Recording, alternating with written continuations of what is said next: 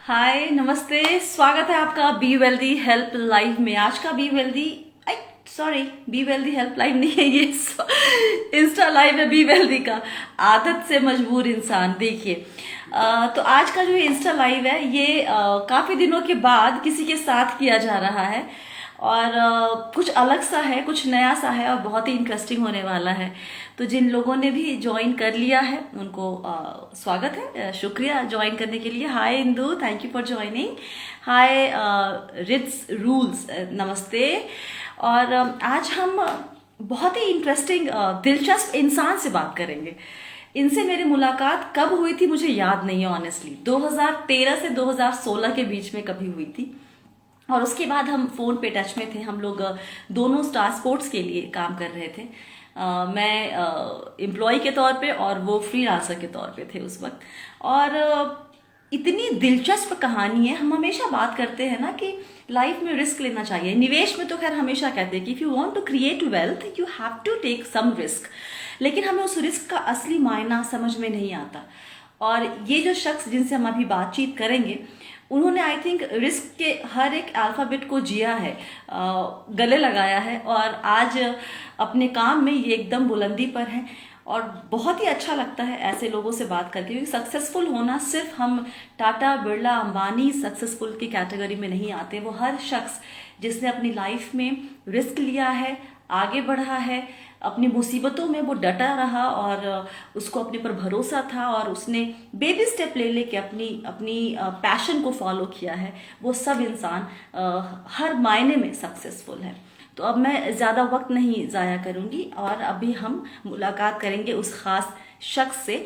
और उनको मैं ऐड कर लूँ ज़रा यहाँ पर, सुनील जी को। आहा,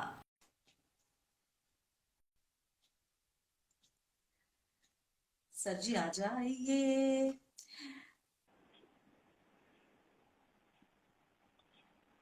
हाय हेलो। स्वाति। हाय हाय हाय हाय, कैसे हैं आप? So good to see you. मैं बिल्कुल ठीक हूँ। Good to see you too Swati, आप कैसे हैं? बहुत बढ़िया। सर जी, सबसे पहले ना मैं आपका इंट्रोडक्शन क्या ही दूंगी, छोटी छोटा मुंह बड़ी बात वाली बात हो जाती है। आप ही बताएं कि आप आखिर करते क्या हैं? यार ये तो आपने पहली रेड में ही मुझे मतलब क्या नाम है सेल्फ आउट करवा दिया, जैसे कबड्डी में होता है। छोटा मुंह, आपका अगर छोटा मुंह है तो स्वाति जी मेरा तो मुंह है ही नहीं है, अरे नहीं क्योंकि नहीं, बताएं बताएं बताएं, अपने काम के बारे में बताएं सबसे पहले हमें। मैं फ्रीलांस स्पोर्ट्स कमेंटेटर हूँ। कभी कभी प्रेजेंटर भी बन जाता हूँ, कभी कभी स्पोर्ट्स एनालिस्ट के तौर पे भी कुछ ज्ञान देने का या अपना अनुभव साझा करने का मौका मिल जाता है। तो मुख्य काम ये है, बाकी कभी कभी कुछ शोज भी होस्ट कर लेता हूँ, कभी कभी वॉइस ओवर भी कर लेता हूँ। तो बस यही कुछ करता हूँ लाइफ में। अमेजिंग। और कितने सालों से कर रहे हैं आप ये? जी 2005 में शुरू हुआ था प्रोफेशनली, तो तकरीबन 16.5 साल हो गए हैं। 2005 अगस्त, 16 अगस्त 2005 मेरी जॉब का पहला दिन था। 16 अगस्त 2005। वाह। देखिए, बहुत ही मॉडेस्टी के साथ बता रहे हैं। अब आपको हम बता दें कि भाई ये स्पोर्ट्स प्रेजेंटर हैं, कमेंटेटर हैं, मीडिया ब्रॉडकास्टर हैं, वॉइस ओवर आर्टिस्ट हैं आप। और आप इसके अलावा कंटेंट क्रिएटर हैं और साथ ही सबसे मजे की बात है कि आप डॉक्टर भी हैं। हाँ वो मैं भूल गया वो। कैसे भूल गए? डॉक्टर है आप भाई। आप ये कॉम्बो, कहते हैं ना, rarest of the rare case type वाला कॉम्बो है ये। कैसे शुरुआत कहाँ से करें सर जी? एकदम शुरू से जी। पढ़ाई की, सो डॉक्टरी की, जी जी। फिर क्या हो गया? पढ़ाई की, डॉक्टरी की, और उसमें भी BAMS, जिसको बोलते हैं bachelor of Ayurvedic medicine and surgery. तो हम्म। वो अलग बात है कि कॉलेज में हमारे सीनियर हमें कहा करते थे कि BAMS का मतलब होता है bachelor of Aashiqui and master of सुंदरता। तो वो एक अलग विषय है। वो हमें आता नहीं है। वो हाँ हमें आता नहीं है। लेकिन हाँ मेडिसिन में इंटरेस्ट था, क्योंकि मेरे पिताजी खुद एक फार्मासिस्ट हैं और हाँ। घर में प्रैक्टिस भी किया करते थे। मुझे अपने साथ अपने डिस्पेंसरीज में ले जाया करते थे, हॉस्पिटल्स में ले जाया करते थे। तो मेरा जो पालन पोषण ही डॉक्टरी के, हॉस्पिटल्स के माहौल में हुआ है। तो अच्छा। अब वही बात है, जहां हम बढ़ते हैं, बड़े होते हैं, वही वही चीज करने का मन करता है। तो एक चीज तो मन में शुरू से क्लियर थी कि डॉक्टर ही बनना है, मतलब कोई दूसरा थॉट था ही नहीं कि टेंथ के बाद जब +1 में जाएंगे तो कौन से सब्जेक्ट लेने हैं। मेरा एकदम फोकस था कि मेडिकल ही रखना है, डॉक्टर ही बनना है। और प्री मेडिकल टेस्ट के बाद दो चॉइस मिली, या तो बीडीएस में एडमिशन ले लो, या बीएएमएस में एडमिशन ले लो, डेंटिस्ट बन जाओ या आयुर्वेदिक डॉक्टर बन जाओ, या फिजियोथेरेपी और होम्योपैथी की तरफ मेरा उस टाइम झुकाव था नहीं।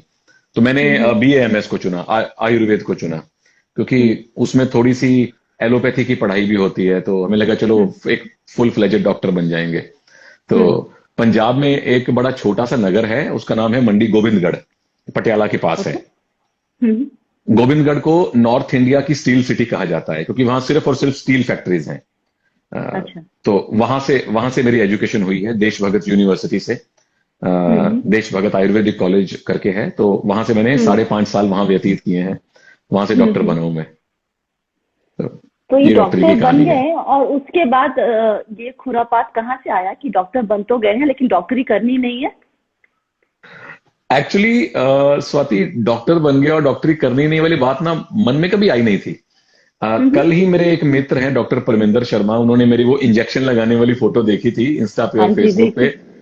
तो हाँ। उन्होंने रिमाइंड करवाया, बोले यार सुनील तो डॉक्टर भी अच्छा बनता, क्योंकि मुझे बड़ा इंटरेस्ट था मेडिसिन में। आमतौर पे ऐसा होता है कि जब तक आप डॉक्टर बन नहीं जाते, आप डिग्री मिलती नहीं, आप ट्रेनिंग लेते नहीं, आप प्रैक्टिस करने के लायक कॉन्फिडेंस आता नहीं है। पर मुझे उसमें इतना शौक था, मैंने अपने फर्स्ट ईयर से ही प्रैक्टिकल ट्रेनिंग अपनी अपनी अलग से शुरू कर दी थी। डॉक्टरों के साथ मैंने उठना बैठना क्लिनिक्स में, हॉस्पिटल में शुरू कर दिया था। और सेकंड प्रॉफ में आते आते, यानी 3 साल व्यतीत करते करते, मैं इतना कॉन्फिडेंट हो गया था कि अपना क्लिनिक चला सकता हूँ। तो मैं बहुत बहुत ही प्रबलता से एक अच्छा डॉक्टर बनना चाहता था। ये जो खुराफात शुरू हुई, दरअसल नींव तो बचपन में पड़ गई थी, क्योंकि एक तो जीन्स का फर्क पड़ता है। मेरे पिताजी अपने स्कूल कॉलेज टाइम में खुद बड़े अच्छे स्पीकर थे, स्टेज पे हंगामा किया करते थे, तो वो काम मैंने भी स्कूल में किया है, कॉलेज में खूब किया है। पढ़ाई में टॉप 6 में, टॉप 8 में रहा हूं, लेकिन स्टेज में हमेशा मैं ऑलमोस्ट अव्वल रहा हूं। एक्सटेम्पोर में, डेक्लामेशन में, स्किट, नाटक वाटक, मतलब यू जस्ट नेम इट, और मैंने कोशिश की है वो करने की। तो उसकी जो वो कहते हैं ना कि जो आखिरी जो एक सिग्नल मिला मुझे कॉलेज में, यूथ फेस्टिवल था हमारे कॉलेज में। और ये बात है जी सन 2003 की, जब क्रिकेट का वर्ल्ड कप साउथ अफ्रीका में चल रहा था। सो तब यूथ फेस्टिवल में क्रिकेट का टूर्नामेंट रखा गया। उसके प्रभारी थे हमारे एनाटॉमी के प्रोफेसर डॉक्टर आदित्य नारायण पांडे साहब, डॉक्टर एएन पांडे साहब। उनसे मेरी बड़ी अच्छी पटती थी और उन्हें पता था कि ये लड़का अच्छा बोलचाल लेता है। तो उन्होंने मुझे कहा, डॉक्टर तनेजा, मैं चाहता हूं कि ये क्रिकेट वाला सारा प्रोजेक्ट आप संभालो, आप रूल बनाओ, आप ही कमेंट्री करो, आप ही सब कुछ करो। तो वर्ल्ड कप चल रहा था, मैच हम देख रहे थे, और तब तो सिर्फ क्रिकेट देखा करते थे। तो हम बैठ गए जी। कभी मेरे साथ डॉक्टर अमनदीप सिंह आ रहा है, कभी डॉक्टर अनुपमा वर्मा आ रही हैं, मैं डटा हुआ हूं एक छोर माइक पकड़ के। और उसके बाद मुझे अनेक लोगों ने, इंक्लूडिंग डॉक्टर पांडे साहब, कहा कि यार you are a very good commentator, आप क्यों प्रोफेशनली ट्राई नहीं करते हो?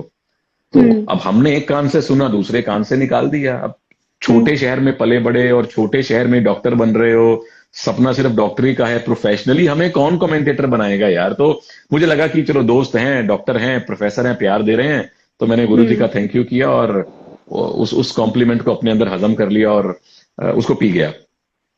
तो पहली खुराफात तो वहां से दिमाग में आई कि यार अगर सारे अच्छा, उसके बाद फिर एक यूथ फेस्टिवल हुआ, अगले साल किसी और कॉलेज में हुआ, वहां भी मैंने कमेंट्री की, फिर लोगों ने सराही।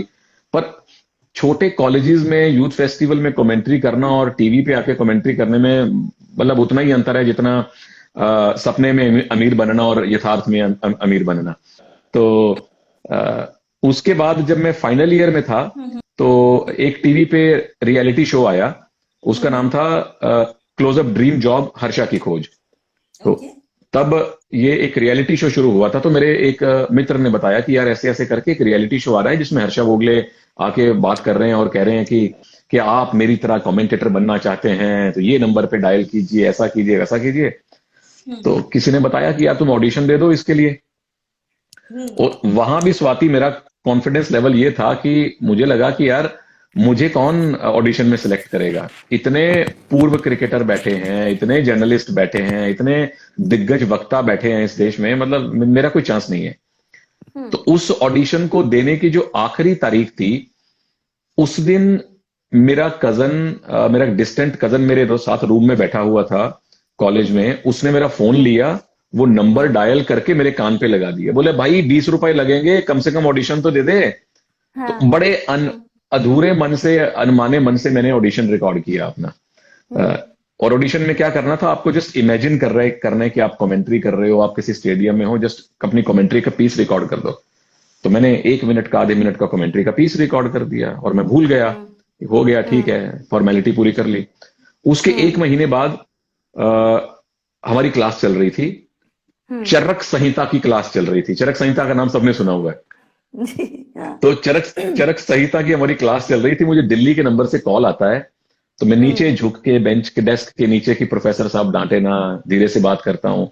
बोले सर मैं मिस्टर सो एंड सो बोल रहा हूँ, आपका जो आपने ऑडिशन दिया था वो फर्स्ट लेवल आपने क्लियर कर लिया है, तो अभी आपको दिल्ली आना है सेकंड राउंड के लिए, फॉर्मल कपड़े पहन के आने हैं और आपको हम एक लेटर भेज रहे हैं, वो लेटर आपने लेके आना है।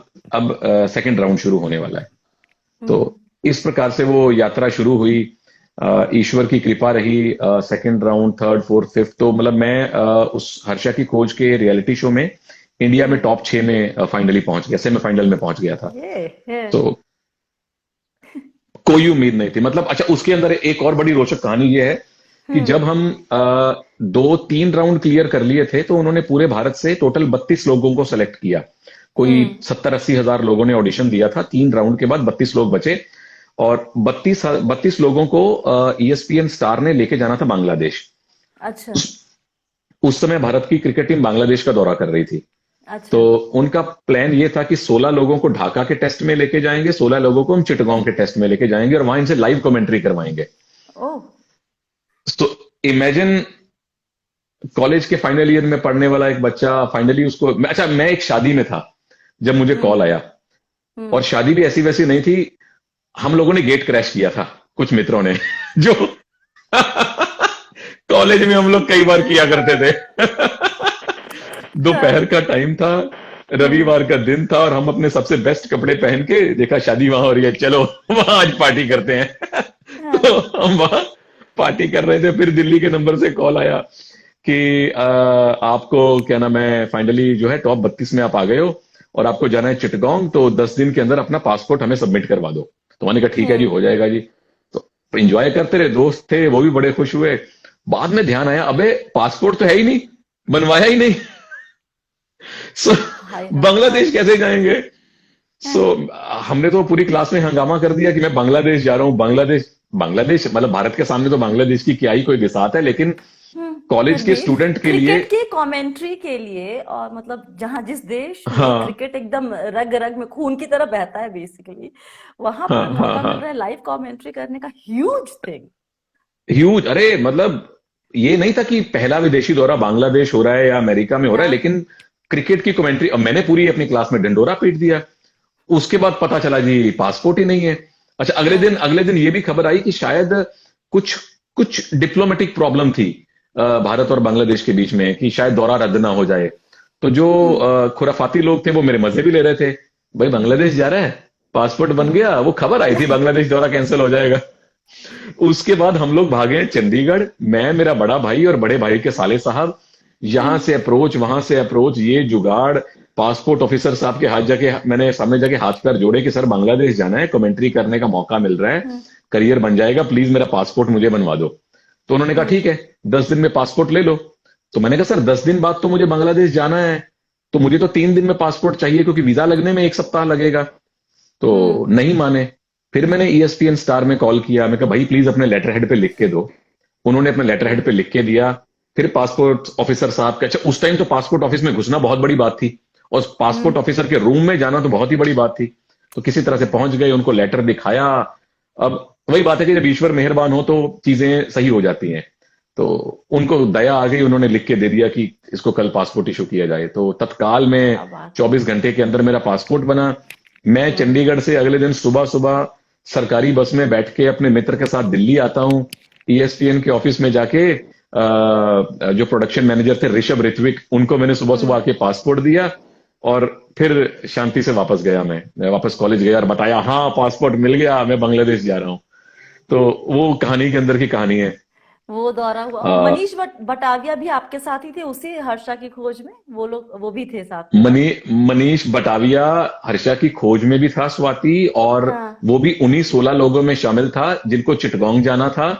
और हाँ जब 16 लोग हम कमेंट्री में गए तो उन्होंने 4-4 के ग्रुप्स में डिवाइड किया हुआ था हाँ कि जी। 4 लोगों का ग्रुप है, इनमें से हम हम्म। 1 या 2 लोग सेलेक्ट करेंगे, फिर 4 लोग आएंगे, इनमें से 1 या 2 लोग।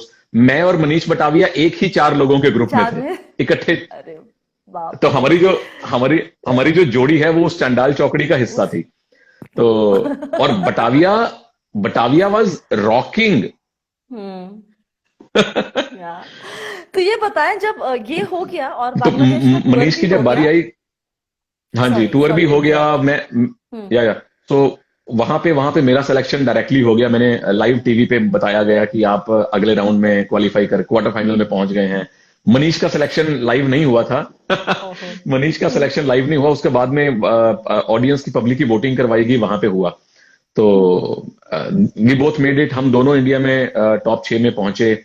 और फाइनल में ना वो पहुंचा ना मैं पहुंच पाया। तो बड़ा भारी मन लेके लिटरली मैं रोया था उस रात को जब मैं सेमीफाइनल से बाहर निकला। हम्म। क्योंकि तब तक तो आदमी सपने देख लेता है ना। पहले मुझे लग करेक्ट। रहा था मेरी क्या बिसात है, लेकिन जब आप टॉप 6 में पहुंच जाए तो आपको लगने लगता है यार कुछ कर सकते हो। फिर अंत में लास्ट स्टेज में आके पैर फिसल गया। तो बड़े भारी मन से मैं वापस आया, पंजाब में आया। तो फिर बाद में ये रियलाइज हुआ कि हमारी प्लानिंग से ज्यादा बड़ी होती है ईश्वर की प्लानिंग। दैट्स क्योंकि ट्रू। म- मेरी BA MS की डिग्री के 2-3 महीने बाकी थे सिर्फ। मैं वापस हम्म। आया, 3 महीने बाद फाइनल एग्जाम थे, मैंने फाइनल एग्जाम दिए, क्लियर हो गए, पास हो गया, इंटर्नशिप शुरू हो गई। यानी डॉक्टरी अब सिर्फ 6 महीने दूर है, सिर्फ फॉर्मेलिटी बाकी थी। हम्म। इंटर्नशिप शुरू हुई, उसके 2 हफ्ते बाद मुझे एक किसी मोबाइल नंबर से कॉल आता है, एनोनिमस नंबर है कोई। और हम्म। वो सज्जन कहते हैं कि सुनील, मैं जॉय भट्टाचार्य बोल रहा हूं, head of production ESPN star sports. तुम्हें 3 महीने के लिए इंटर्नशिप दे रहे हैं, ज्वाइन करोगे? तो माई रिएक्शन वॉज कि सर मतलब कितने पैसे मैं दूंगा इंटर्नशिप करने के लिए, रादर देन कि आप कितनी सैलरी मुझे दोगे। ओके। कि मुझे क्या करना पड़ेगा बताओ, ज्वाइन करोगे? मतलब ये सवाल है कोई? आप ऑर्डर करो यार कि सुनील यू हाँ। हैव टू ज्वाइन, मैं भाग के ज्वाइन करूंगा। तो इस तरह से वो यात्रा शुरू हुई। मैंने तुरंत अपने भाई को फोन किया, अपने अपने पिताजी को फोन किया। हाँ, एंड तो घर लाइक पे रिएक्शन कैसा आया? मतलब मेरे यहाँ तो मेरी मम्मी मेरा खून कर देती सीरियसली, अगर हम क्योंकि हम मेरा मन था एयर होस्टेस बनने जी का, और मम्मी को था कि नहीं। तुम UPSC निकालो। है, और हमसे उतनी पढ़ाई तो ना हो पाएगी मम्मी जी, मतलब डायरेक्टली नहीं बोल पाए थे। तो मेरा हो गया था जेट एयरवेज के ग्राउंड स्टाफ के लिए, और मम्मी ने कहा कि ओ नहीं बच्चे राम, ये तो नहीं होगा। ग्राउंड स्टाफ में मोटे थे ना अच्छे खासे, तो वो एयर होस्टेस का पूरी फ्लाइट ही हम नीचे बैठा देते चढ़ते। तो वो होता नहीं था वहां पे उस टाइम पे। हम बड़े खुश कि मेरा तो हो गया जेट एयरवेज में। मेरी मम्मी ने कहा ना, हाँ, कुछ तो करना पड़ेगा। तो उन्होंने मार के फिर भेजा पुणे, जाओ अपना वो कम से कम मास कॉम करो।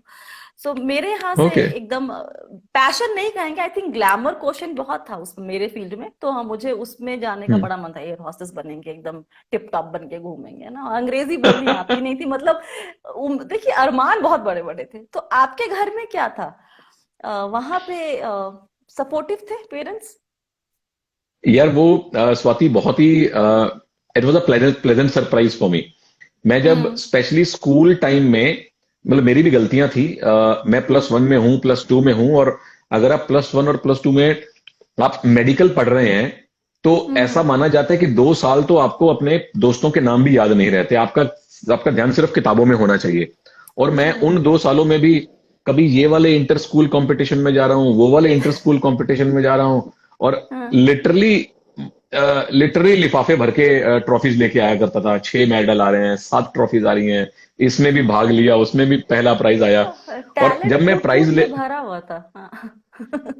टैलेंट तो मुझे पता नहीं कूट के भरा नहीं भरा कि नहीं, बाबूजी जो बाद में जो मुझे कूटते थे उसके बाद मैं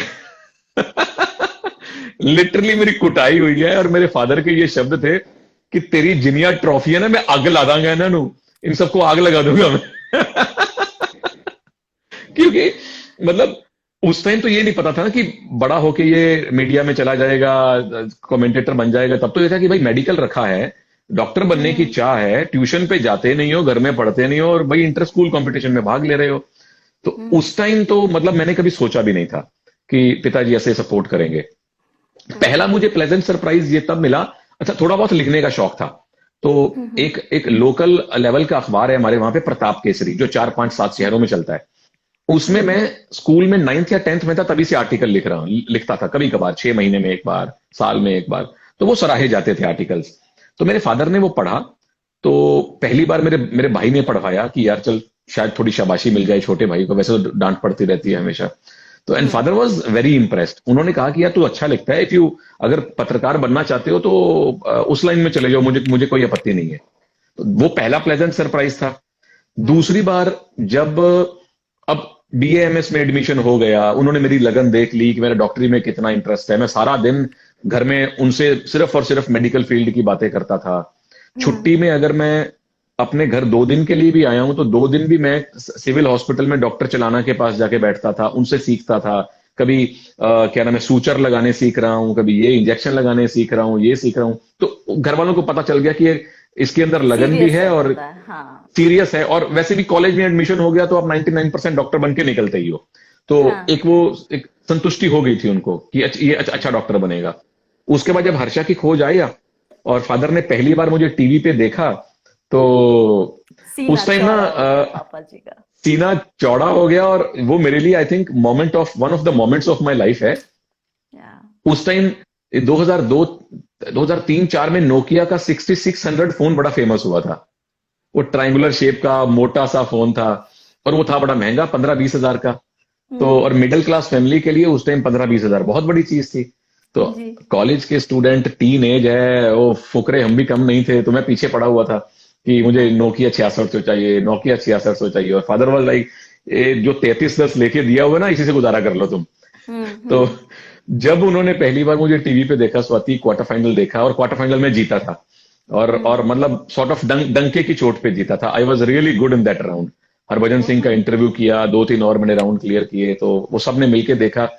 तो सब मेरी ओर ऐसे देखने लगे, बड़े अप्रिसिएशन की नजरों से।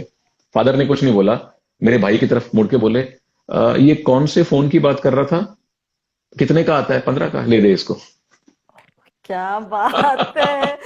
सुन के ही ना गूज बम्स हो रहे, रोंगटे खड़े हो रहे हैं। मतलब वो लम्हा तो उनके लिए वो, कितना।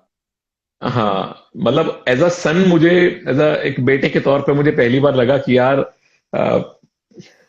पिताजी को खुश किया मैंने। सफल हो गई। ओ अरे अरे अरे या अरे अरे। So sorry.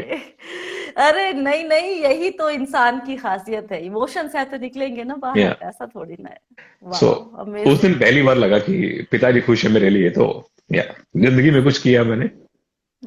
अरे बहुत कुछ सो किया है सॉरी, आपने सो सर सॉरी। जी। अरे कभी भी ना सर जी, हंसने और रोने के लिए हाँ सॉरी जी। बोलने की जरूरत नहीं होनी चाहिए जिंदगी में। एक्चुअली एक्चुअली ठीक एक्चुअली या है ना। तो सो उसके बाद फिर हाँ। जब सॉरी, उन्होंने खुद मुझसे पूछा, बोले कि यार टैलेंट तो तेरे अंदर है, और टैलेंट तुम्हारा पता लग गया मुझे कि टीवी पे आ रहे हो और अच्छा काम कर रहे हो। तो अगर मान लो तुम्हें इस लाइन में जाने का मौका मिला तो जाना चाहोगे? आई वॉज लाइक, आप बताओ मैं जाऊं कि नहीं जाऊं। आपके ऊपर निर्भर करता है। तो हम तो आज्ञाकारी बालक थे, या कूट कूट के आज्ञाकारी बना दिए गए थे, जो मर्जी कह लो। तो ही वॉज लाइक, बिल्कुल अगर तुम्हें मौका मिलता है जाने का यार, ये तो मतलब तुम्हारे अंदर टैलेंट तो मुझे पता चल ही गया है, तुम कमेंट्री भी करके आ गए हो, और सबने तारीफ भी की है। वसीम अकरम, हर्षा भोगले टीवी पे तुम्हारी तारीफ कर रहे हैं। डॉक्टरी की अपनी एक एक इज्जत है डॉक्टर की, लेकिन इस लाइन में ग्लैमर है, जाहिर सी बात है, पैसा भी ज्यादा है, और तुम्हारा अपना सपना पूरा हो रहा है, तो जरूर जाओ। उसके बाद जब कॉल आया जॉय भट्टाचार्य का, आई रिमेम्बर, मैंने सबसे पहला फोन किया अपने भाई को, क्योंकि मैं भाई के बहुत ही क्लोज हूँ। फादर से तो डर लगता था और इज्जत थी, पर भाई इज लाइक माई मतलब बेस्ट फ्रेंड टाइप है, मेरे से बड़े, 6 साल बड़े। उसको मैंने कॉल किया, मैंने कहा रिंकू, जॉय का फोन आया मुझे, और उसने 3 महीने के इंटर्नशिप के लिए ऑफर किया है। मतलब 3 महीने की इंटर्नशिप है या परमानेंट जॉब है, कुछ फर्क नहीं पड़ता। उसने ये सुना कि ESPN, Joy job, Delhi, 4 word उसके कान में पड़े और उसने, मुझे अभी तक याद है, वो पंजाबी में ब्रवा करते हैं ना, वो अगले 2 मिनट तक यही करता रहा, 2 मिनट तक यही करता रहा, ब्रवा ब्रवा ब्रवा, मजा आ गया, मजा आ गया। And- और तो वो father was also very happy. दूसरा फोन मैंने फादर को किया कि इंटर्नशिप ऑफर की जा रही है मुझे ESPN में, स्टार स्पोर्ट्स में। तो ही वॉज वेरी सपोर्टिव। बोले काम करते हैं, ज्वाइन कब करना है? मैंने कहा जी पता नहीं, अभी तो उन्होंने कल दिल्ली बुलाया मिलने के लिए। तो बोले चल मैं भी आता हूँ, मैं भी तेरे साथ मिल के आता हूँ ESPN वालों को। तो हम इकट्ठे दिल्ली गए थे क्या बातचीत बात करने है। के लिए। आप तो ये बताएं, ये सब चीजें हो गई, पापा की परमिशन मिल गई, आपकी उम्र हम्म, क्या थी उस वक्त? 20-21 साल मैक्स रही होगी। नहीं जी, उस टाइम में था, 2005 की बात है, मैं 24 साल का था 24 साल। जी। आपके सामने एक रास्ता था जहां पर आपको पता है कि आपकी लाइफ कैसे होगी फिनेंशियल, क्योंकि बी वेल्दी है तो थोड़ा सा पैसा आएगा यहाँ बातचीत करने में, आई एम सो सॉरी। ठीक है। और एक तरफ था कि जहां मौका मिल रहा है, आपको शायद अपने पर भरोसा भी है, लेकिन पैसे के टर्म्स में आपको क्लैरिटी नहीं है कि आपकी कमाई कैसे होगी, कितनी होगी। That was a huge risk you took, कि एक सेट लाइफ है, या फिर ये ख्याल था कि अगर यहाँ नहीं होगा, सुनो दरवाजा खोल दो जरा पीछे से भैया, नेटवर्क प्रॉब्लम होती है। नहीं सुनता है कोई मेरी बात यहाँ पे मेरे घर में। तो तो सेम हियर। ये था कि अगर यहाँ नहीं होगा तो वापस तो अपना डॉक्टरी तो शुरू कर ही सकते हैं, ये थॉट प्रोसेस था, या फिर बस था कि अब यही है, पीछे मुड़ के नहीं देखना? ऑनेस्टली स्वाति, लास्ट वाली बात थी मन में। सभी ने मुझे कॉलेज में भी, घर में भी, जो रिश्तेदार मजे लेते हैं, जो दोस्त मजे लेते हैं, टांग खींचते हैं, उन्होंने भी यही कहा चल कोई नहीं, चला जा, डॉक्टरी तो है ही है, डॉक्टरी तो है ही है। अच्छा, जब मैं कॉलेज में आया ना पढ़ने के लिए, तो मंडी गोविंदगढ़, मैंने बताया स्टील सिटी है, बहुत बड़ा लोहे का काम होता है, सरिया जो गार्डर बनते हैं, जो जहां सारा लोहा जो कंस्ट्रक्शन में लगता है वो वहां बनता है। और हमारा फैमिली बिजनेस वही था, मेरे भाई का, मेरे कजन्स का। वो भी मजे ले रहे थे कि चल डॉक्टरी अगर नहीं बनी तो सरिया बेचना तो सीख ही जाएगा। तो उसके बाद अगर ESPN में तुम्हें आगे जॉब आगे कंटिन्यू नहीं हुई, कमेंटेटर नहीं बन पाए, डॉक्टरी तो है ही है। बट हम्म। ईमानदारी से कहूं, पैसे की बात तो दिमाग में ही नहीं थी। मतलब नहीं। दूर दूर तक मैंने, जब जॉय ने फोन किया, आपको जॉब ऑफर किसी को मिलता है तो पहली बात आदमी ये पूछता है कि भाई तनख्वाह कितनी दे रहे हो। दूर दूर तक माइंड में ही नहीं थी। और ये तो कतई नहीं था कि वापस डॉक्टरी में आना है। डॉक्टर हूं, डिग्री का इस्तेमाल करना है, कभी होगा, ईश्वर की कृपा हुई कहीं सेवा करूंगा जाके, और ईश्वर की कृपा है कि वो डॉक्टरी की सेवा चल रही है मेरी, जिस स्पिरिचुअल पाथ को मैं फॉलो करता हूं। लेकिन इस बात की तो कतई मन में कोई विचार ही नहीं था, ताकि अब मीडिया लाइन में जा रहा हूं, यहीं रहना है, पैसा आएगा नहीं आएगा, डॉक्टरी में कितना है, कोई दूर दूर तक दिमाग में थॉट ही नहीं था। उस टाइम सिर्फ ये था कि पैशन फॉलो करने, और पैशन फॉलो करने का अवसर खुद मिल रहा है, सामने से कोई मुझे बुला रहा है दिल्ली में जॉब देने के लिए। तो उस टाइम सिर्फ यही था मन में। That's what we always say to our investor also, कि यंग है, रिस्क ले सकते हैं। इन्वेस्टमेंट में भी अमूमन लोग नहीं करते हैं, जी। बोलते हैं इक्विटी में ऊपर नीचे डर लगता है, या फिर अभी तो उम्र है खेलने कूदने की, अभी क्या टाइप में। लेकिन इसमें मैं एक एक बात बताऊं कि बिकॉज फादर की बात चल रही थी। 2008 में उन्होंने मुझे पहली बार कहा कि बेटा एक ना PPF करके चीज होती है, पब्लिक प्रोविडेंट फंड, किसी भी बैंक में जाके खाता खुलवा लो, निवेश करो, 8-9% उस टाइम ब्याज मिलता था, और इसका जो रिटर्न आएगा वो भी टैक्स फ्री है और बड़ा अच्छा इंस्ट्रूमेंट है। मैंने कहा ठीक है जी। 2 साल बाद 2010 में जब मैंने योर मनी शो के कोई 100 एपिसोड देख लिए थे, जिसमें स्वाति जी साक्षात एंकर हुआ करती थी, जब मुझे लगता था कि मुझे साक्षात वो एक अलग किस्सा है, उसकी उसकी बारी बाद में। तो तब तक मुझे लग रहा था कि मैं पर्सनल फाइनेंस थोड़ा बहुत जान गया हूं। 2010 में मैं अपने फादर को बोल रहा हूं फोन करके, मैं कहा डैडी क्या PPF यार, 8-9%, ELSS में डालो, इक्विटी लिंक सेविंग स्कीम में डालो, 15% रिटर्न, 20% रिटर्न आपको मिलेगा। बोले नहीं नहीं, रिस्की है, रिस्की है, रिस्की है। तो ठीक है, कोई बात नहीं, मैं समझ सकता हूँ, रिटायर्ड हैं, 65 साल की आयु है, आप उस एज में रिस्क नहीं लेते। स्वाति 2-3 साल बाद मैं उनके पास पंजाब में गया, और मुझे बताया भी नहीं कि उन्होंने क्या किया है 2-3 साल में। एक डॉक्यूमेंट मेरे सामने कर दिया, बोले यार ये देखना। मैं यूं देख रहा हूं, HDFC टैक्स सेवर फंड। मैंने कहा ये किसका है? बोले यार मैंने इन्वेस्ट किया था, देखना इसके कितने पैसे बन गए। मैंने कहा डैडी PPF, मैंने कहा डैडी PPF, बोले PPF में मिलता है 9%, यहां 12% ले रहा हूं, तो पागल है। ये मेरे घर में भी हुआ है। मेरी मम्मी जी आज शी 63 64 आई गेस, और हाँ। अब मुझे बोलती है सुनो ना, ये एफडी मैच्योर हो गई है, इसके इतने पैसे आए हैं, तो तुम किसी स्टॉक में लगा दो करके। मैंने ओए कहा मम्मी शाबाश। ये क्या चल रहा है भाई, यहाँ पे ये उल्टी गंगा कब से बहने लगी। उल्टी सो गंगा बैरी, हाँ। जब आप देखते हैं तो आपको शायद यकीन होने लगता है। So back correct. टू आपकी प्रोफेशनल जर्नी। एक आपने रिस्क ले जी। लिया कि भैया डॉक्टरी नहीं करनी, अब मुझे मीडिया में आना है, और आपने काम शुरू कर दिया। कितने साल काम किया, 3 साल जी। 4 साल? किसमें जी, सॉरी? जब आप नौकरी करना, आपने इंटर्नशिप करी, नौकरी की, फिर हाँ आपको जी। वही, हाँ फिर हाँ जी। नौकरी आपने करी। तो जी, वो तो 3 महीने कितना की लंबा? इंटर्नशिप थी। हम्म वो अच्छा, उसके पहले भी जब मैं फाइनल ईयर में था ना, हर्षा की खोज से पहले, तो hmm like every self respecting Punjabi, I wanted to go abroad. मुझे विदेश जाना था। कैसे बोलते हैं आपको कनाडा? कनाडा को कैसे बोलते हैं? Canada, Canada, Canada Canada, Canada Canada. Canada जाना लेकिन था मुझे जाना था, आपने? मुझे जाना था ऑस्ट्रेलिया, फर्दर स्टडीज के लिए। लेकिन हम ओके। डॉक्टर हैं, तो हम विदेश भी जाएंगे तो एक क्लास से जाएंगे, ऐसे नहीं कि वहां जाके मैकडी में जॉब करेंगे या जाके ट्रक चलाएंगे या वहां पे टेबल्स वेट करेंगे। मुझे जाना था अपनी हम्म पोस्ट ग्रेजुएशन स्टडी के लिए। तो मैं अच्छा। उसके लिए अलग से चंडीगढ़ में जा जाके काउंसलिंग करता था, पूछता था कि भाई क्या कुछ कोर्सेज आप, तब इंटरनेट तो बहुत कम था, साइबर कैफे में जाना हम्म पड़ता था, और हमको टाइप भी नहीं करना आता था, ए कहाँ है और डी कहाँ है और बी कहाँ है। तो हम लोग सीधा इनके जो ये काउंसलर थे उनके ऑफिस में जाया करते थे पूछने के लिए। And father was again very supportive कि हाँ स्टडीज के लिए जाने जाओ, वहीं वहीं सेट हो जाओ, अच्छा है, करियर अच्छा है। तो ये एक प्लान तो ये था। फिर हर्षा की खोज हुआ, फिर यहाँ जॉब मिली।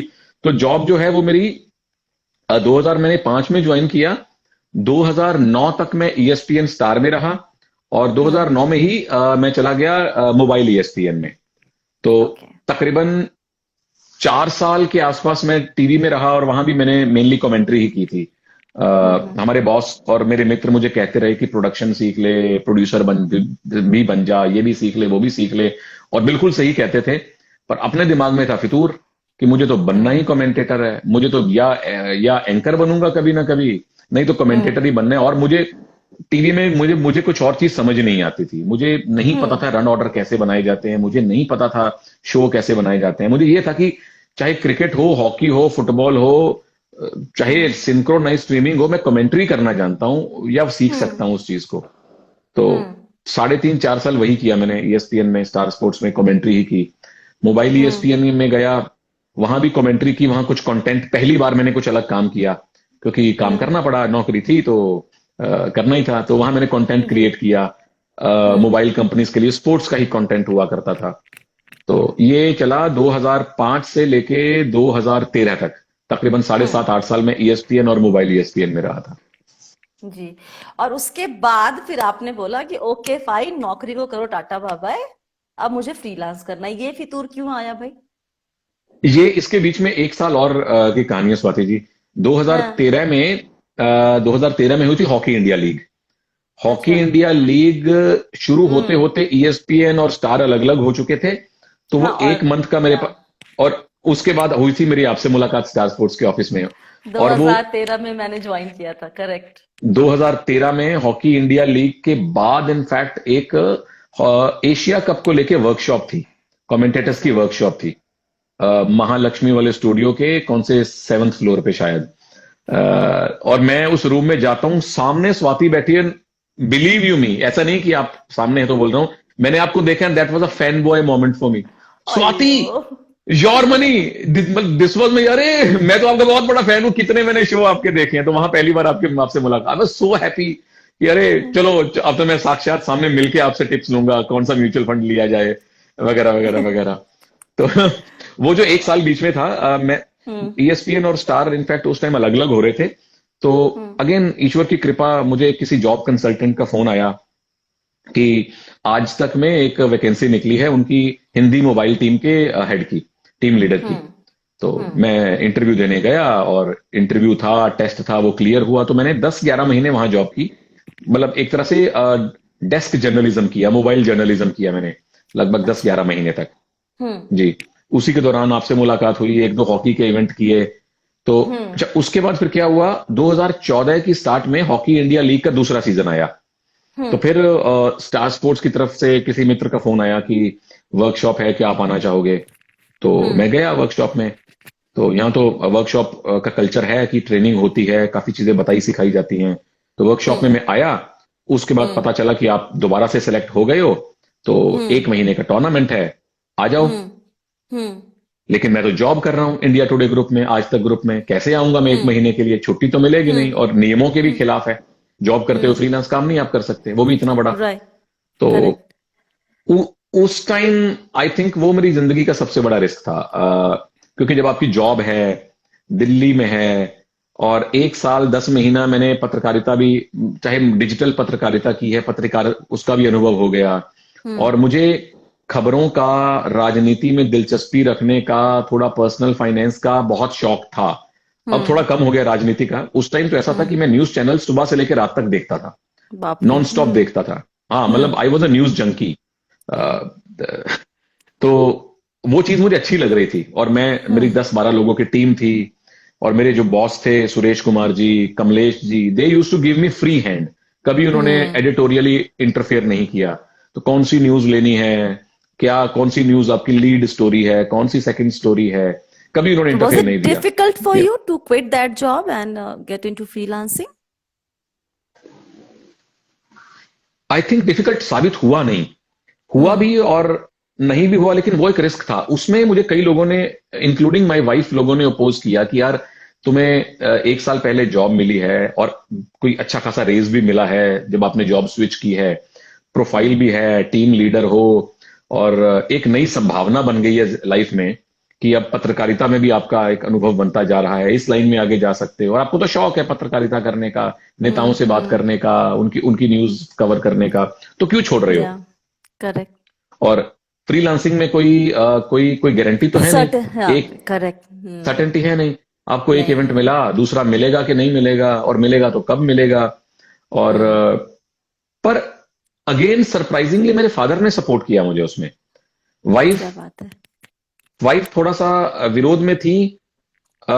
मेरे भाई थोड़ा मेरा विरोध में था, because I was always a pampered boy of my brother, कि नहीं, ना ना बेटा, रिस्क मत ले, जॉब है और दिल्ली में है, क्यों क्यों जॉब छोड़ रहे हो?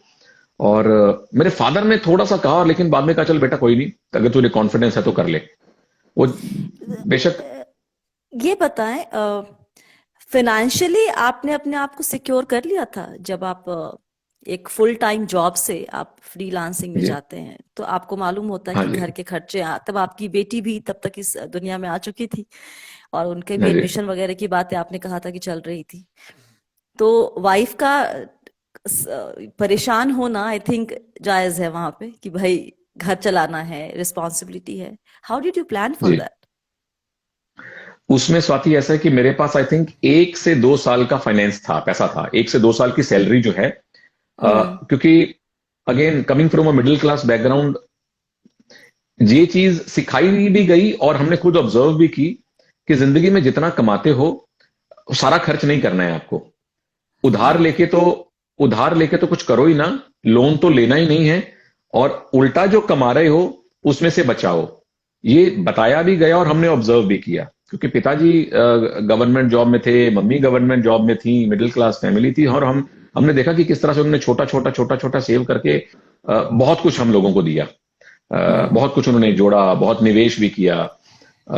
तो ये चीज तो मेरे खून में थी कि अगर 100 रुपए कमाए हैं तो उसमें चाहे 10 सेव करो, चाहे 20 सेव करो, चाहे 80 सेव करो, सेव तो करना ही करना है सारा खर्च। और फिजूल खर्च में शुरू से ही नहीं था। शौक अपने सारे पूरे करने हैं, जो फोन पसंद है वो लेना है, जो ब्रांड पसंद है उसके कपड़े लेने हैं, लेकिन फिजूल खर्ची नहीं करनी है। तो मेरे पास थोड़ी बहुत सेविंग थी, 1 साल या इससे ज्यादा की सेविंग थी।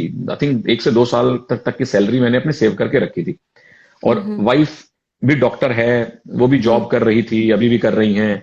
तो पैसे को लेके मुझे पता नहीं क्यों परेशानी हुई नहीं, होनी चाहिए थी, क्योंकि नहीं, अगर वो सिक्योरिटी नहीं होती तो भी क्या आप ये स्विच करते, ये फैसला लेते कि फ्रीलांस में जाएंगे? शायद नहीं करता। 50-50 था, 50-50 था, क्योंकि जिस हॉकी इंडिया लीग के लिए मुझे बुलाया गया था, तो वहां कॉन्ट्रैक्ट साइन होता है, बताया जाता है कि मिनिमम इतने नंबर ऑफ डेज आपको काम मिलेगा, multiply by x amount of money. तो वो मैंने कैलकुलेट कर दिया कि मेरे इतने महीने की सैलरी बन रही है। तो ऐसे अगर साल में 2 इवेंट बन गए तो क्या मैं एक साल की सैलरी बना लूंगा, 3 इवेंट बन गए तो 2 साल की सैलरी। तो it was a calculated risk. शायद अगर मेरे पास वो सिक्योरिटी नहीं होती, 50-50 था, मैं रिस्क ले भी सकता था और नहीं भी ले सकता था। नहीं। उस टाइम दिमाग में क्या चलता, उस टाइम की स्थिति कैसी होती? बिकॉज और अगेन यू आर शायद राइट। क्योंकि स्पाउस इज वर्किंग, तो आप कहीं ना कहीं से एक बैक ऑफ द माइंड रहता है कि चलो एक एक छोटू सा रिस्क यहाँ पे लिया जा सकता है कुछ वक्त के लिए, नहीं तो फिर वापस आ जाए, देखा जाएगा। ये हाँ बताएं, जी। जब आप फ्रीलांस करते हैं तो आपकी इनकम काइंड ऑफ आपको एक आइडिया होता है, लेकिन उसकी गारंटी नहीं होती है, माहौल बदल जाए। अभी खासकर कोविड के टाइम पे हमने देखा जब इवेंट्स कैंसिल होने शुरू हो गए थे, तो इस चीज की, पैसे की जो रेगुलर जो इनकम सैलरी वाली है वो पार्ट यहाँ नहीं होता है। वैसे में आपके लिए अब मैं एकदम हार्डकोर इन्वेस्टमेंट पार्ट पे आ गई हूँ कि how do you plan your money, how do you manage your finance? देखिए, मेजर तो अभी भी मेरा पैसा जो है, जो मैं निवेश करता हूँ, एफडीज में रहता है। अच्छा। तो एफडी है या फिर डेट म्यूचुअल फंड है, हम्म। जो चीज मुझे मुझे बेहतर लगे। और उससे एक ऐसा है कि इंटरेस्ट मिलता रहता है, कुछ ना कुछ हम्म। आपको मिलता रहता है। और जब से मैंने योर मनी देखना शुरू किया था 2009 में, देखना हम्म। शुरू किया था, और 2010 में मैंने पहली बार इक्विटी में निवेश किया था। और हम्म। जैसे हम, आई थिंक मैं और आप एक ही जनरेशन के हैं, तो हम्म। 80s वाले जो बच्चे हैं, या इवन जो 90s वाले बच्चे भी जो हैं, वो जब पहली वीडियो गेम खेलते थे वो होती थी मारियो, है अच्छा, ना? मैंने नहीं खेली हालांकि। ओके। ओके। हम्म। और हम्म। मतलब एटलीस्ट हमारे वहां पंजाब हरियाणा दिल्ली में यही हम्म। ट्रेंड था कि पहली वीडियो गेम खेलते थे हम्म। मारियो वो रिमोट पकड़ के। और पहला हम्म। म्यूचुअल फंड जिसमें आप निवेश करते थे वो था एचडीएफसी टॉप 200।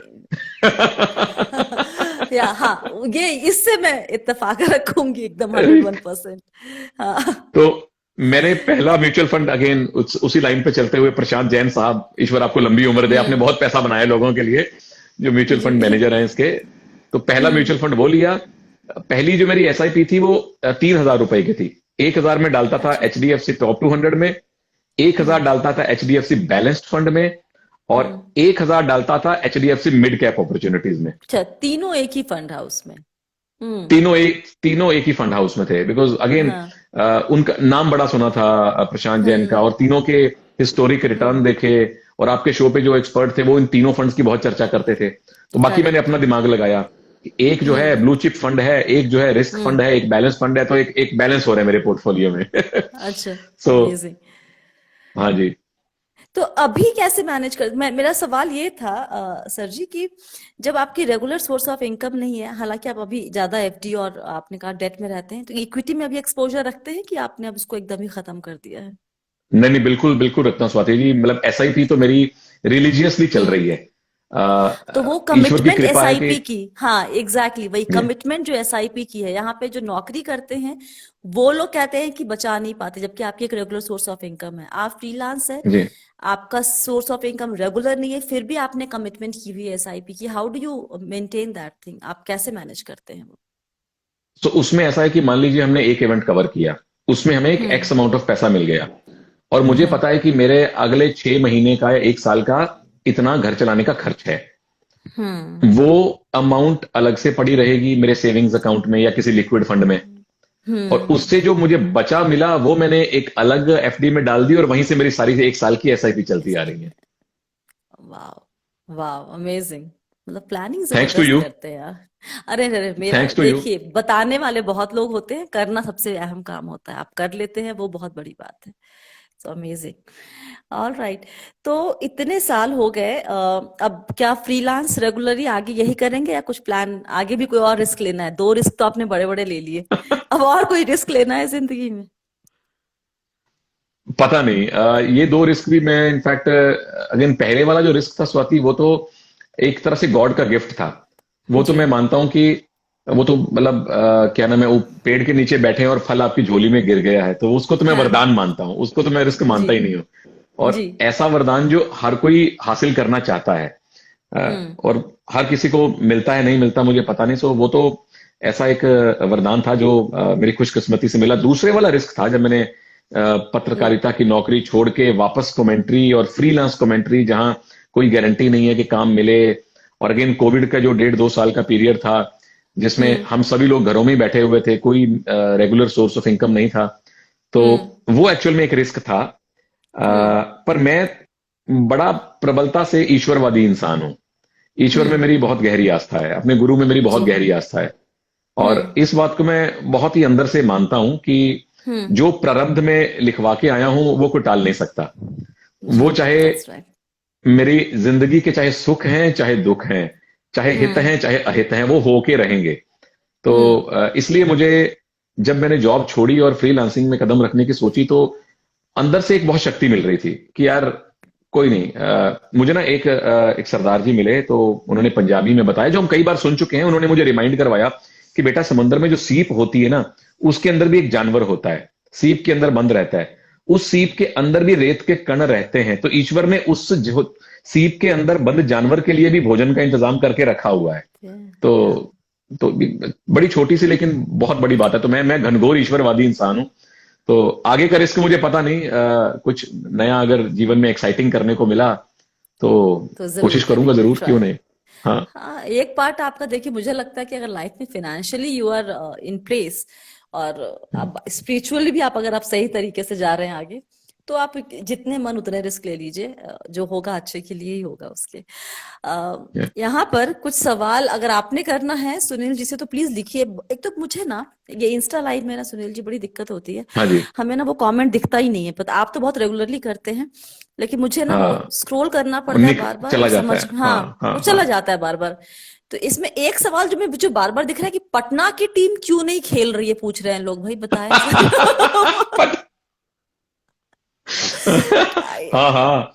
और स्वाति ने सवाल देखो इसलिए लिया है, स्वाति खुद बिहार से हैं। ऑफ इसलिए कोर्स। इनका भी।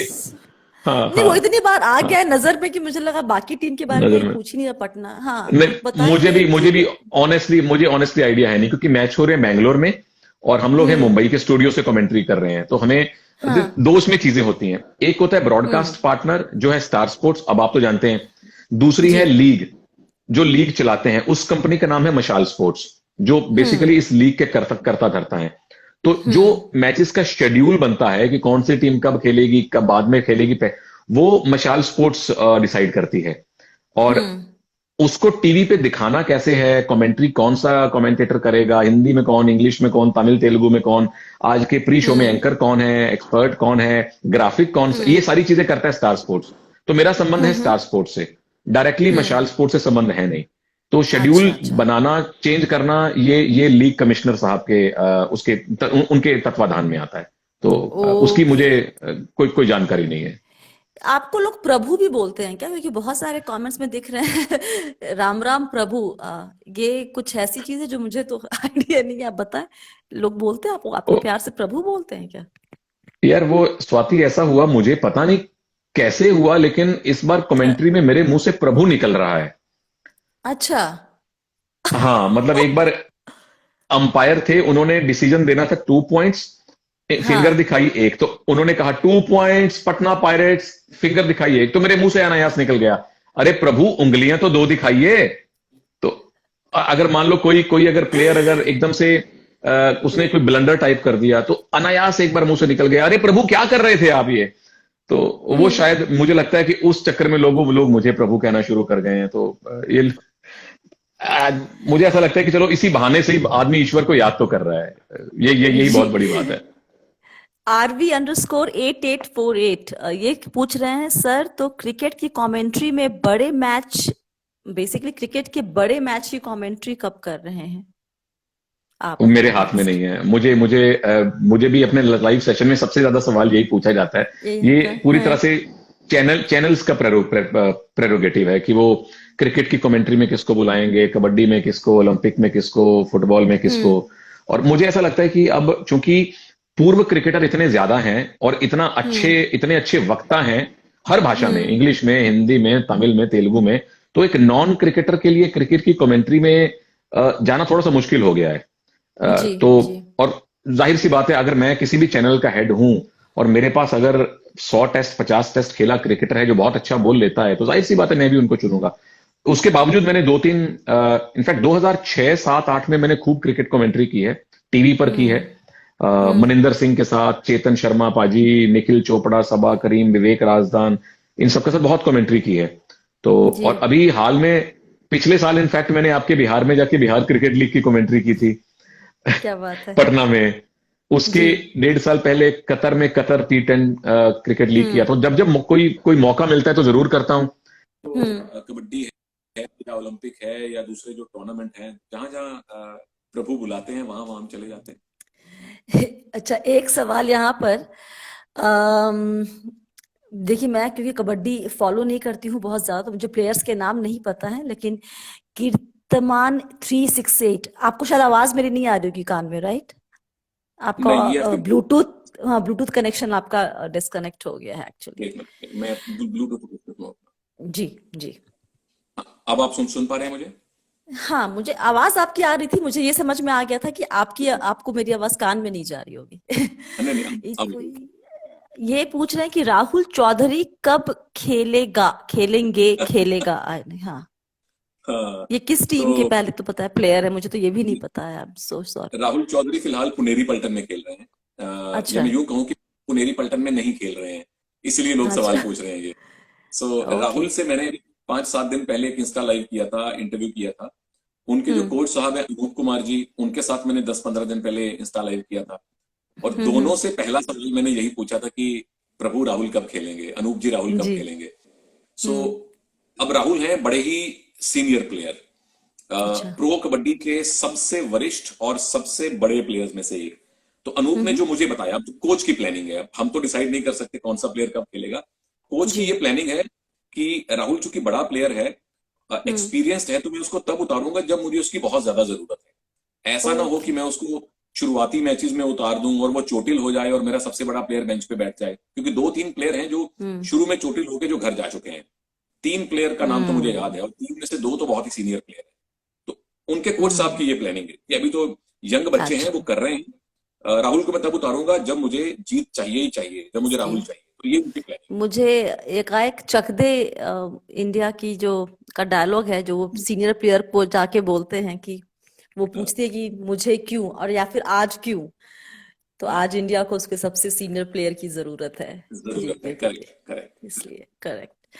ठीक है, बहुत लंबा, मतलब मजा आया, 1 घंटे ऑलमोस्ट हो गए और पता नहीं चला। खैर, आपसे बात करते वक्त कभी पता नहीं चलता कि वक्त कब निकल गया है। सेम है, जाने सेम के है। पहले एक चीज, ये सब जी। लोग जो अपना पैशन फॉलो करना चाहते हैं, सबको लगता है कि बहुत आसान है। आ, क्या क्या एक एक टेक अवे आपकी पूरी जिंदगी का निचोड़, जो अभी तक की जिंदगी का, अगर पैशन फॉलो करना है तो एकदम आंख बंद करके आगे बढ़ जाए, या फिर प्लानिंग के साथ आगे बढ़े तो ज्यादा बेहतर होगा? अ, देखिए, मैं अगर ये कहूं कि प्लानिंग के साथ आगे बढ़िए, तो मैंने शायद बहुत ज्यादा प्लानिंग की नहीं थी। हम्म।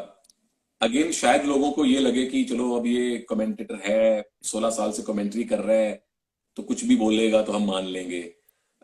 मुझे लगता है कि मेरी प्लानिंग जो है वो प्रभु ने की। जैसा हम्म। मैंने कहा कि मैं घनघोर ईश्वरवादी हूँ।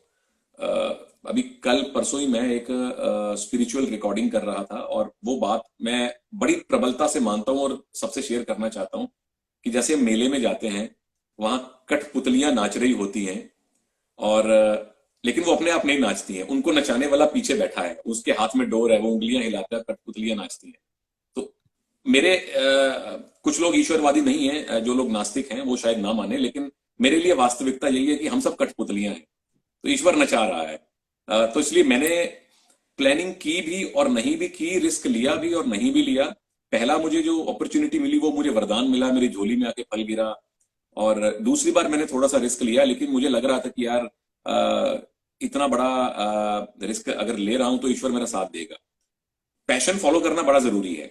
या। अगर हमारा पैशन हमारा प्रोफेशन बन जाता है तो फिर काम काम नहीं रहता, मजा आता है उसमें। और ये बात मैं आप भी कह सकती हैं, मैं भी कह सकता हूँ, हम दोनों दावे के साथ कह सकते हैं कि जब जी। हम काम जी। नहीं करते तो हम एंजॉय करते हैं, लेकिन जब हम हम्म। काम करते हैं तो ज्यादा एंजॉय करते हैं। जैसे करेक्ट। कल कल प्रो कबड्डी में 3 मैच थे, तो हम्म। हमारी प्रोड्यूसर ने मुझे तीनों मैचेस में कमेंट्री में लगाया हुआ था, और लोग कह रहे थे यार 3 मैच कैसे करोगे। तो मुझे लग रहा था यार अगर एक मैच नहीं करूंगा तो मुझे अंदर से कोफत होगी कि यार मैच हो रहा है और मैं बाहर बाहर बैठ के खाना खा रहा हूँ। तो हम्म। ऐसा होता है कि जब हम काम करते हैं तो ज्यादा मजा आता है।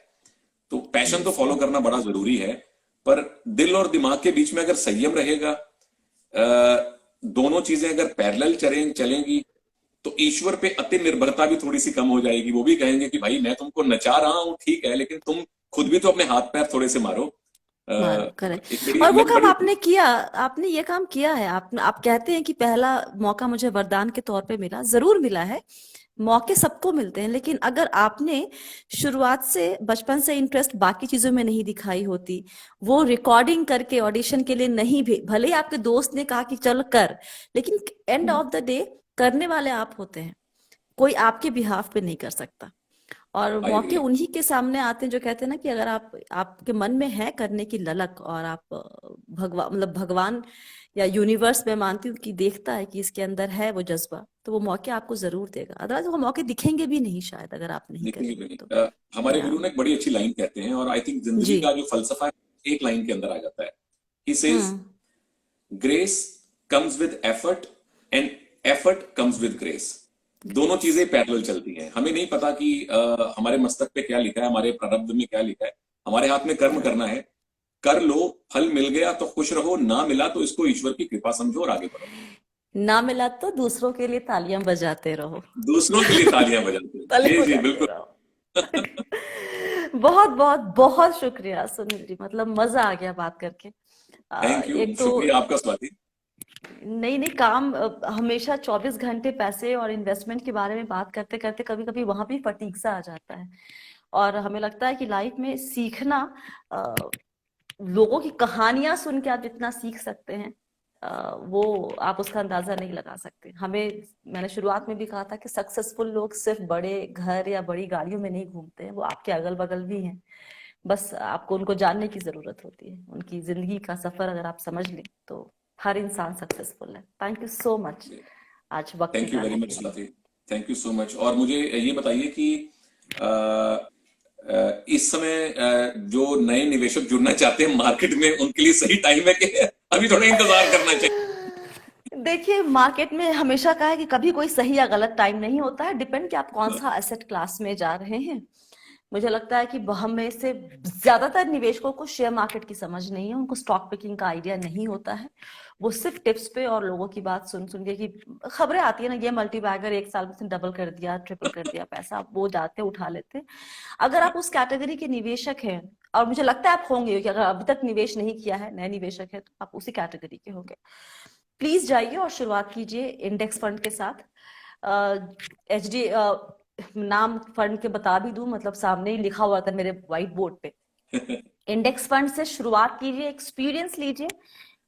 लार्ज कैप में अब इंडेक्स फंड, मुझे लगता है या सबको लगता है इनफैक्ट, कि अब वो थोड़ा ज्यादा बेहतर करेगा गोइंग फॉरवर्ड, क्योंकि वहां पर एक्टिव में फंड मैनेजर के लिए अल्फा जनरेट करना, मतलब प्रॉफिट जनरेट करना मुश्किल काम होता जा रहा है। लेकिन मिड एंड स्मॉल कैप में गुंजाइश है। तो आप शुरुआत कीजिए एक लार्ज कैप के इंडेक्स फंड के साथ, कुछ वक्त बिताएं उसके साथ और समझें कि वो कैसे काम करता है, और ग्रेजुअली फिर आप धीरे धीरे आगे बढ़िए और बाकी जो कैटेगरीज है उसको ऐड कीजिए। और इसी बीच में स्टॉक मार्केट में अगर जाना ही है तो पढ़ते रहिए, सुनते रहिए, और अपने रिसर्च के हिसाब से आप स्टॉक पिक कीजिए। पुचकी पुचकी मेरा फेवरेट वर्ड एक्सप्रेशन है, पुचकी पुचकी रकम के साथ चलिए, अपने आप वो पैसे बड़े हो जाएंगे। तो मैं भी यही करता हूँ, स्टॉक मार्केट में पुचकी पुचकी लगाता हूँ और उधर एसआईपी लगातार चल रही है। हाँ, that's very good strategy actually. ठीक है, यहीं पे इजाजत लें थैंक आपसे। यू। और जिन लोगों ने भी ज्वाइन किया, मैंने बहुतों का नाम देखा, मेरे गुरु सारे, Hemant Rustagi sir, thank you so much for joining, Pankaj Matpal sir, Harsh, Hemant sir, सब लोग थैंक थे। यू। और थैंक यू सो मच, आप लोग ने ज्वाइन किया। आई एम श्योर थोड़ी देर सुना होगा फिर आप चले गए होंगे, लेकिन आए, इसके लिए बहुत बहुत शुक्रिया। फिर से बात करते हैं सुनील, फिर कभी। अपना ख्याल जी, रखिए आप। जैसा मैं हमेशा आप भी। कहती हूँ, stay blessed, healthy and be wealthy. क्या बात है, thank you so much bye. Swati. Bye. Bye bye.